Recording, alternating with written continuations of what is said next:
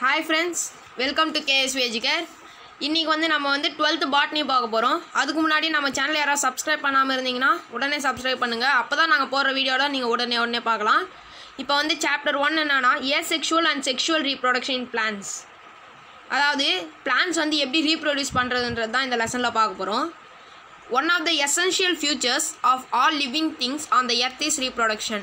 இப்போ எல்லா living thingsம் reproduce பண்ணால் அதோட நெக்ஸ்ட் ஜென்ரேஷன் போக முடியும். ரீப்ரொடியூஸ் பண்ணனா அதனால் நெக்ஸ்ட் ஜென்ரேஷன் போக முடியாதுல்ல, அதுதான் சொல்கிறாங்க.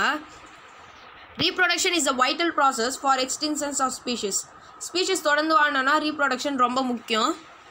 Plant reproduction is more important. Plant reproduction வந்து ரொம்ப இம்பார்ட்டண்ட். ஏன்னா அதோட பிளான்ட்டோட சர்வைவல் மட்டும் இல்லாமல் அதை டிபெண்ட் பண்ணியிருக்க நிறைய ஆர்கானிசம்கான சர்வைவலுக்கும் பிளான்ட் ரொம்ப முக்கியன்றாங்க.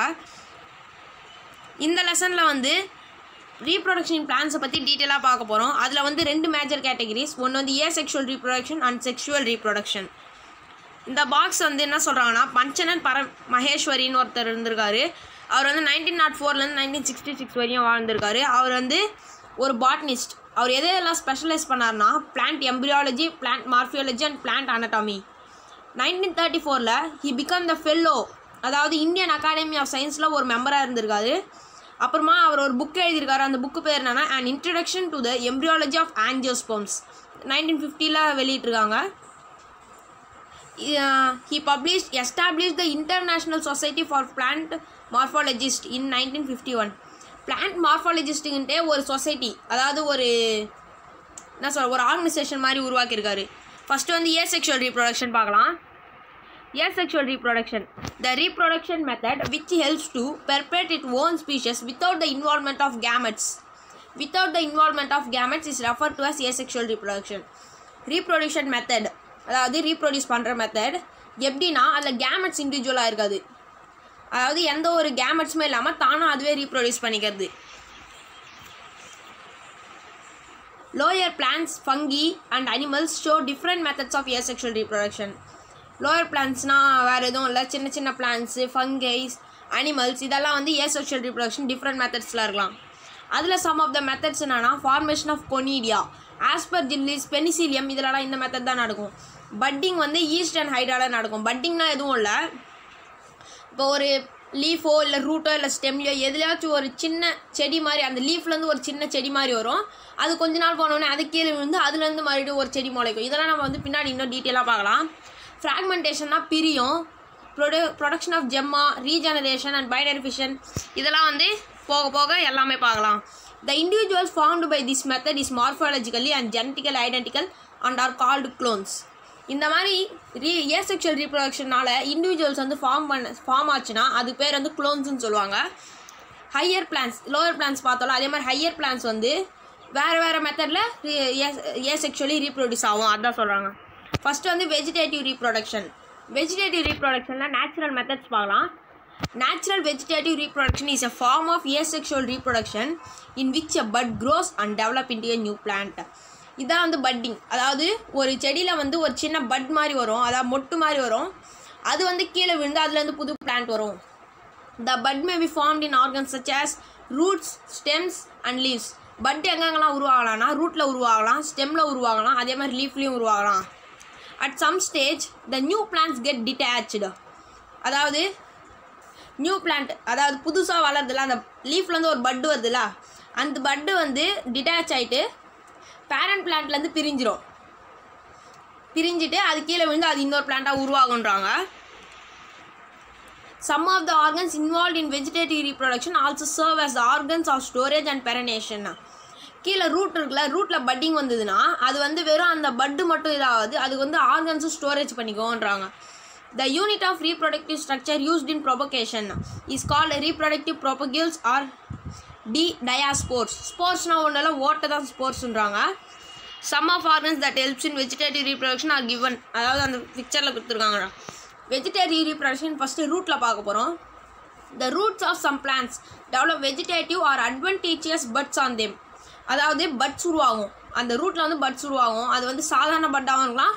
அட்வான்டேஜியஸ் பட்ஸ்னால் ஒன்றும் இல்லை, அது வந்து பட்ஸ் மட்டும் டெவலப் பண்ணாது, ஃபுட்டும் ஸ்டோர் பண்ணி வச்சுக்கும். அதுக்கு பேர் தான் அட்வான்டேஜியஸ் பட்ஸ். எக்ஸாம்பிள் வந்து முராயா, டெல்பெர்கியா அண்ட் பில்லிங்டோனியா. முராயானா கருவேப்பிலை.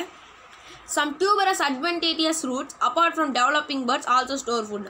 Adventitious roots என்ன பண்ணுன்னா சம் ஆஃப், அதாவது எல்லா அட்வென்டேஜியஸ் ரூட்ஸுமே கிடையாது, கொஞ்சம் கொஞ்சம் அட்வென்டேஜியஸ் ரூட்ஸ் என்ன பண்ணுன்னா பட்ஸ் மட்டும் டெவலப் பண்ணுறது இல்லாமல் அது வந்து ஃபுட்டையும் ஸ்டோர் பண்ணி வச்சுக்கோம். எக்ஸாம்பிள் வந்து அப்புமியா, potatoes and dahlia. Roots possessing buds become detached from the parent plant. அதாவது அந்த ரூட்லேருந்து வருதுல்ல அந்த பட்டு, அது வந்து கொஞ்ச நாள் அதுவே உடஞ்சிரும் பேரண்ட் பிளான்ட்லேருந்து. அந்த grow into new independent plant under suitable condition. அதுக்கான கண்டிஷன் வர சொல்ல கீழேருந்து அதுவே முளைச்சி இன்னொரு செடியாக ஃபார்ம் ஆகிடும். நெக்ஸ்ட்டு இது என்ன சொல்கிறாங்கன்னா storage of water bodies. Water ஹேசின்த்ன்ற ஒரு செடி இருக்குது. அது வந்து வாட்டர் பாடிஸ், அதாவது பாண்ட்ஸ், லேக்ஸ், ரிவர்ஸ், ரெசர்வாய்ஸ் இதிலலாம் வளருன்றாங்க. அது வந்து டெரர் ஆஃப் பெங்கால்னு சொல்கிறாங்க. ஏன்னா all water body and depletes the dissolved oxygen and causes death to other aquatic organisms. இந்த செடி மட்டும் தண்ணியில் இருந்ததுன்னா என்ன பண்ணுன்னா சுற்றி இருக்கிற எல்லா ஆக்சிஜனையும் அதுவே இழுத்துக்கிட்டு மற்ற ஆர்கனிசம்க்கு ஆக்சிஜன் கொடுக்காம அதுக்கு வந்து டெத் உருவாக அளவுக்கு இது வந்து காசு பண்ணும். அதனால தான் இது வந்து டெரர் ஆஃப் பெங்கால். இது பெங்காலில் நிறைய இருக்குன்றதுனால அங்கே இருக்கிற நிறைய ஆக்வாட்டிக் ஆர்கனிசம்ஸ்லாம் இதை வந்து கொன்றுன்றாங்க. வெஜிடேட்டிவ் ரீப்ரொடக்ஷன் இன் ஸ்டெம் பார்க்க போகிறோம். ஸ்டெம்மில் வந்து structure of various underground stem and subaerial stem modification. அண்டர்கிரவுண்டில் இருக்க ஸ்டெம்மும் இருக்குது, மேலே இருக்க ஸ்டெம்மும் இருக்குது. This include rhizome, Musa paradisiaca, Zingiber officinale, Curcuma longa, corm, tuber, bulb, runners, stolon, offset, sucker, bulbils.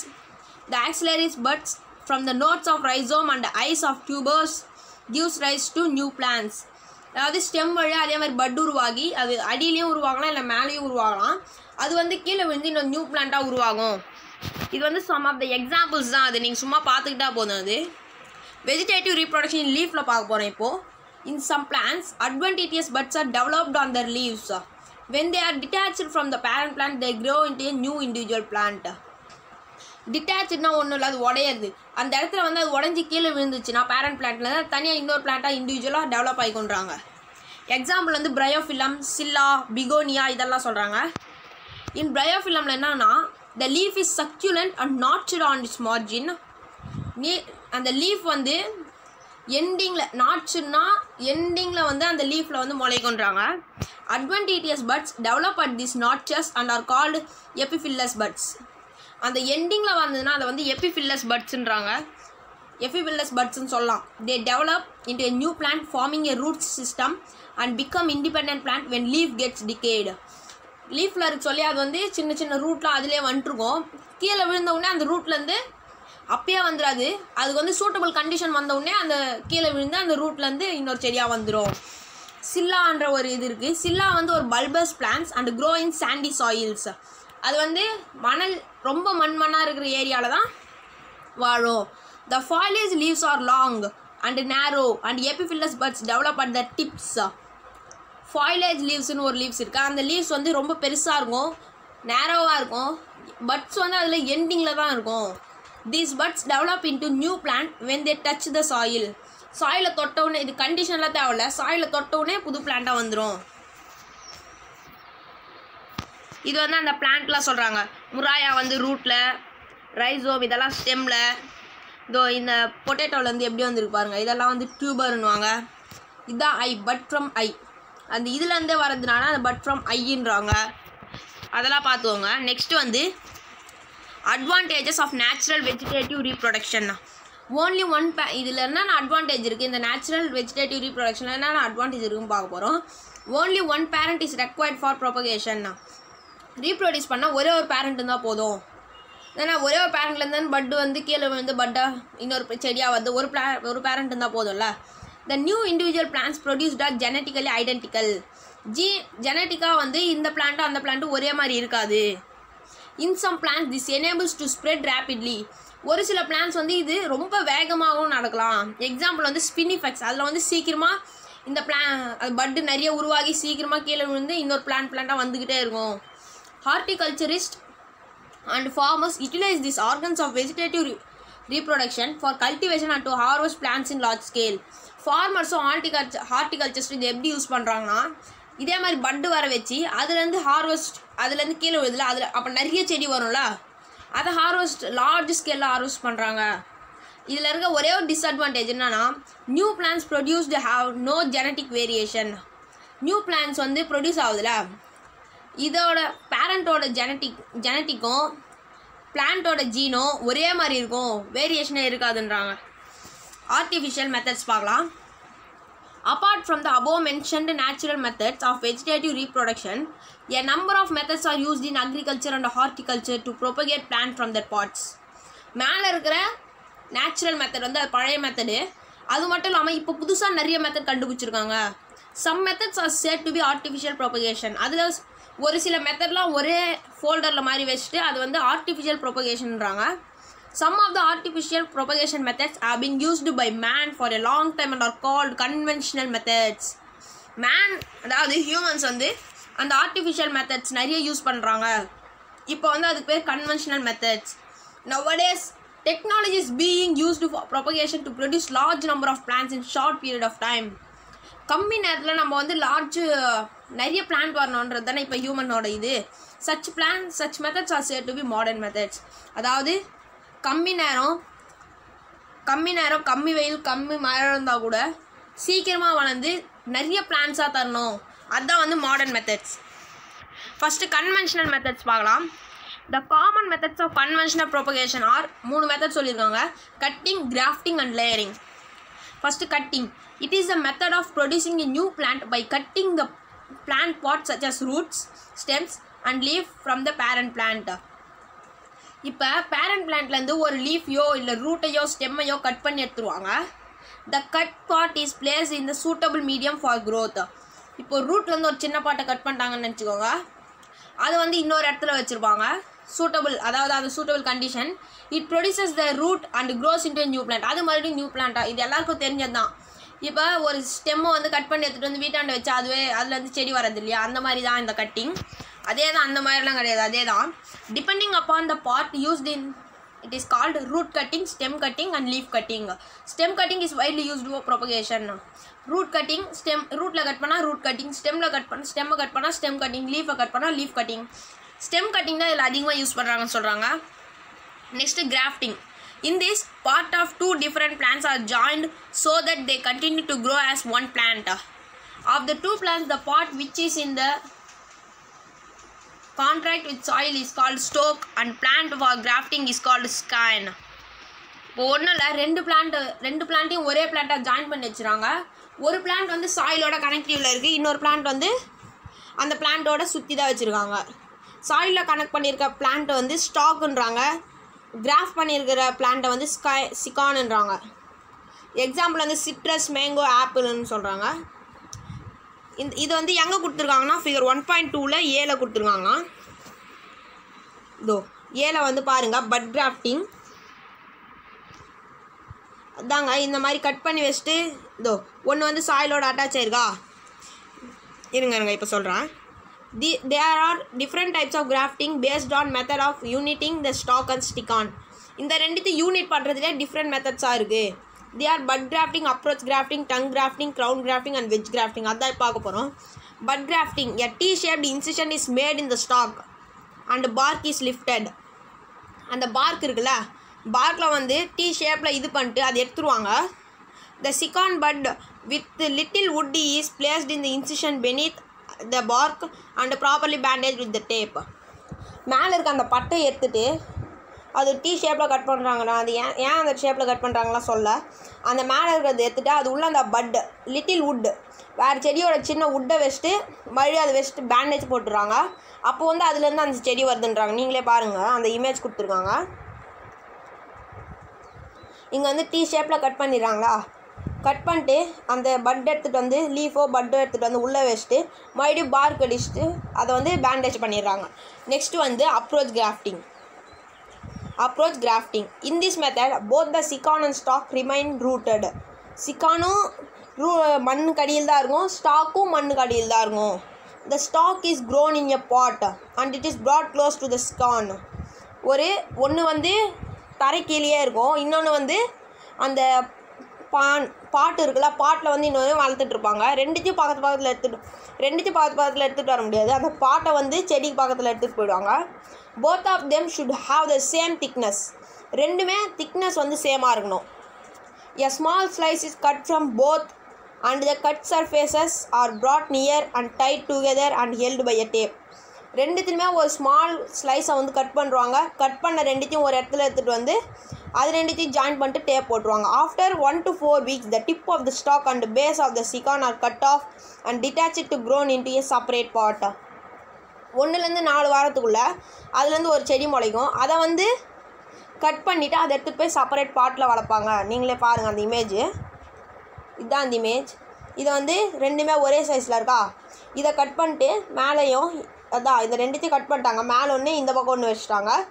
அப்போ இது வந்து இன்னொரு கொஞ்சம் வாரம் போச்சுன்னா இதை கட் பண்ணிட்டு மறுபடியும் இன்னொரு இதில் எடுத்துகிட்டு போய் வளர்ப்பான்றாங்க. Next tongue grafting.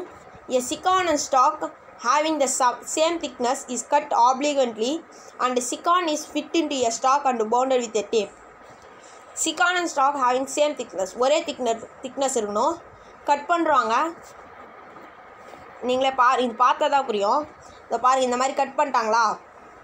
மேலே கீழே இருக்கிறது வந்து ஸ்டாக், அதை கட் பண்ணி எடுத்துட்டாங்க. மேலே வந்து இன்னொரு செடி எடுத்துகிட்டு வந்து ஜாயின் பண்ணி பேண்டேஜ் போட்டால் அதுலேருந்து புதுசாக ஒரு செடி வருன்றாங்க. க்ரௌன் கிராஃப்டிங்னா ஒன்றும் இல்லை. When the stalk is in large in size, scions are cut into wedge shape and inserted on the slits or cliffs of the stalk and fixed in position using graft wax. அதாவது இப்போ இதை விட இது ரொம்ப கனமாக இருந்ததுன்னா அதோட எண்டிங்கில் cut பண்ணிட்டு எண்டிங்கில் வந்து இது வச்சுருவாங்க. அங்கேருந்து வளரும்ல, அது சொல்கிறாங்க. வெஜ் கிராஃப்டிங்னா ஒன்றும் இல்லை.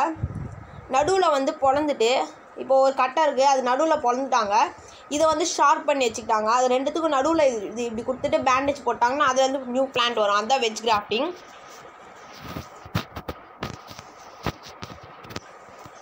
நெக்ஸ்ட் வந்து layering. In this method, the stem of a parent plant is allowed to develop roots while still intact.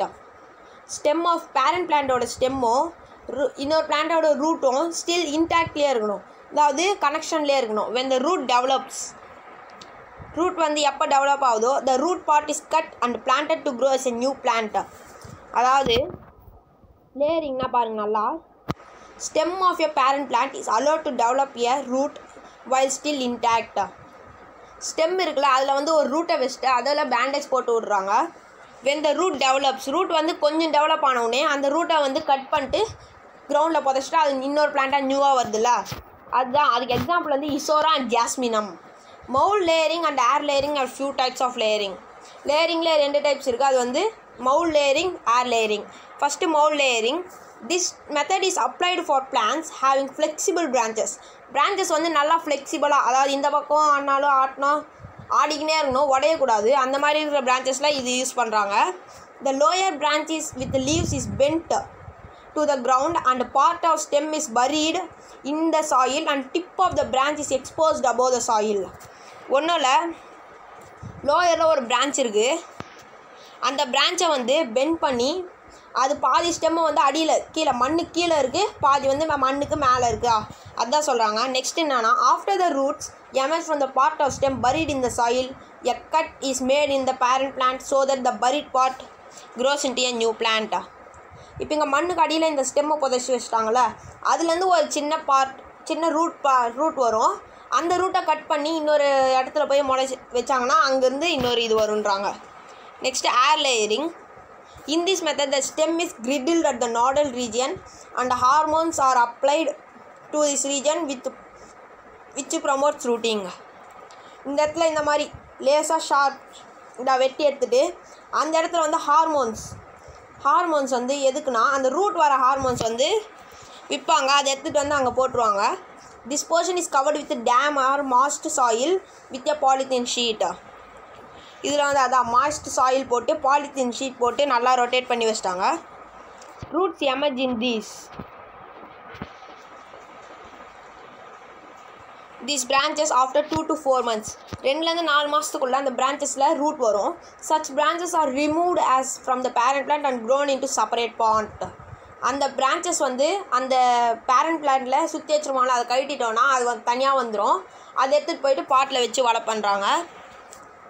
Advantages of conventional methods. இந்த கன்வென்ஷனல் மெத்தட்ஸ், மாடர்ன் மெத்தட்ஸ், இதோட அட்வான்டேஜஸ் என்னென்னா, the plants produced are genetically யூனிஃபார்மாக. Plant produce பண்ணதில்ல அதோட genetics வந்து ரெண்டுத்துக்கும் ஒரே மாதிரி இருக்கும். Many plants are produced quickly by this method. இந்த மெத்தட் வழியாக யூஸ் பண்ணோன்னா நிறைய பிளான்ட் வந்து உடனே ப்ரொடியூஸ் பண்ணலாம், ரொம்ப சீக்கிரமாக ரீப்ரொடியூஸ் பண்ணலாம் அதுதான் சொல்கிறாங்க. Some plants produce little or no seeds. ஒரு சில பிளான்ஸில் வந்து கொஞ்சமாவது ஏதாவது சீட்ஸ் இருக்கலாம், ஒன்றுத்தில் இல்லாமலும் இருக்கலாம், ஒன்றுத்தில் சீட் ஜெர்மினேட்டே பண்ணாது. இதில் ஜெர்மினேட் பண்ணும் ஆனால் வெளியே வராது. நோ சீட்ஸில் seeds produce do not germinate. அது வந்து சீட்ஸ் உருவாக ட்ரை பண்ணாது. In such cases plants can be produced in short period by this method. இதுதான் ஹைப்ரிட் மெத்தடுன்னுவாங்க. இந்த வழியாக மெத்தடில் வந்து சீக்கிரமாக நிறைய பிளான்ஸை ரீப்ரொடியூஸ் பண்ணலாம். Some plants can be propagated more economically by vegetative propagation. Vegetative ப்ரொபகேஷனை பண்ணி இந்த வெஜிடேட்டிவ் ப்ரொபகேஷனை வச்சு எக்கானமிக்கலாகவும் நிறைய பெனிஃபிட்ஸ் இருக்குன்றாங்க. எக்ஸாம்பிள் வந்து சொலானம் டியூபரோசம், அதான் டியூபர் புகையிலைன்னுவாங்களா, அதுதான் அது. 2 different plants with desirable characters such as disease resistance and high yielding can be grafted and grown as a new plant with desirable same characters. ஒரு பிளான்ட் வந்து நிறைய டிசீஸ் போகிற பிளான்ட்டாக இருக்குது, இன்னொன்று வந்து நிறைய எக்கானமிக்கல் பெனிஃபிட் பிளான்ட்டாக இருக்குது. ரெண்டுக்கும் கிராஃப்டிங் மெத்தடில் கிராஃப்ட் பண்ணி ஒரு புது பிளான்ட்டாக ஒரே பிளான்ட்டில் 2 கேரக்டர்ஸ் எடுத்துகிட்டு வர முடியுன்றாங்க. டிஸ்அட்வான்டேஜஸ் என்னென்னா 2 disadvantages. Use of virus infected plants as parents produces viral infected new plants. இப்போ ஒரு பிளான்ட்டுக்கு வைரஸ் இன்ஃபெக்ட் ஆகிருக்குன்னா அந்த பிளான்ட்லேருந்து நீங்கள் கிராஃப்டிங்கோ லேயரிங்கோ பண்ணி இன்னொரு பிளான்ட் எடுத்துகிட்டு வந்தீங்கன்னா அந்த பிளான்ட்டுக்கும் வைரல் இன்ஃபெக்ஷன்ஸ் இருக்கும்ன்றாங்க. Vegetative structures used for propagation are bulky and so they are difficult to handle and store. அதான் இதில் வந்து நிறைய ஹெவியாக இருக்கும், அதனால் அதை வந்து ஹேண்டில் பண்ணுறதோ இல்லை ஸ்டோர் பண்ணி வச்சுக்கிறதோ ரொம்ப கஷ்டம்ன்றாங்க. தேங்க்ஸ் ஃபார் வாட்சிங் ஃப்ரெண்ட்ஸ். ப்ளீஸ் லைக் பண்ணுங்கள், ஷேர் பண்ணுங்கள், கமெண்ட் பண்ணுங்கள், மறக்காமல் சப்ஸ்கிரைப் பண்ணுங்கள். அடுத்த வீடியோவில் நம்ம வந்து செக்ஷுவல் ரீப்ரொடக்ஷன்